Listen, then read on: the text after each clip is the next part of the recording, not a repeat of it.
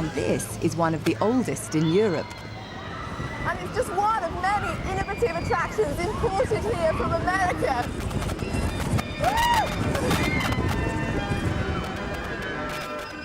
The inspiration came from a visit to Coney Island in New York by William George Bean in the 1890s.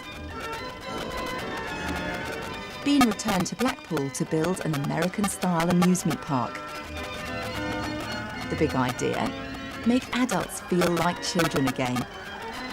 It's a philosophy that's still paying dividends for William Bean's great-granddaughter, Amanda Thompson. What I want to really know is the whole story of your great-grandfather. Well, originally, many moons ago, his father was a river pilot on the Thames, and he was from London, and he went off to explore, and went off to New York, went off to Coney Island, saw what they were doing there, and was very excited about the prospects of bringing something that was started and created in America back to England. And so he brought back the Hotchkiss Bicycle Railway, and it was quite exciting really for him, I guess, because when he brought it back he had no place to put it, and eventually he decided upon Blackpool. So Blackpool was chosen as the spot to basically start the pleasure beach.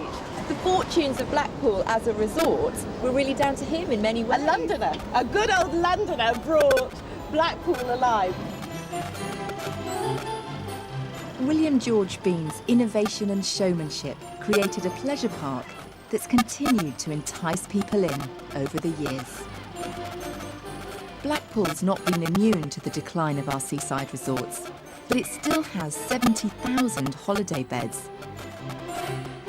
So what does make this town tower above the others?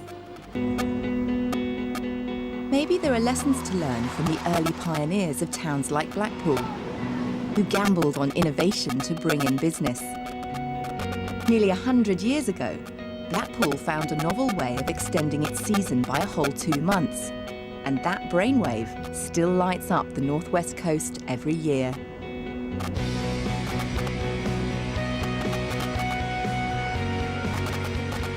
The illuminations stretch for almost 6 miles.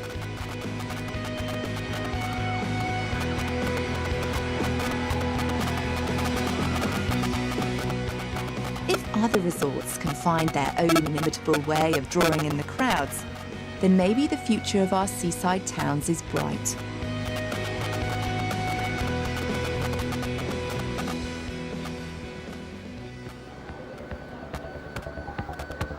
Two miles north of Blackpool, the coastline recently acquired a new tourist attraction, but this one definitely wasn't planned. Off the coast of Blackpool and near disaster, a freak wave left this ferry from Northern Ireland on the beach. When the Riverdance ferry got into trouble in the Irish Sea, a huge rescue operation was launched, coordinated by the local Coast Guard, which is when the search and rescue team from RAF Valley was scrambled.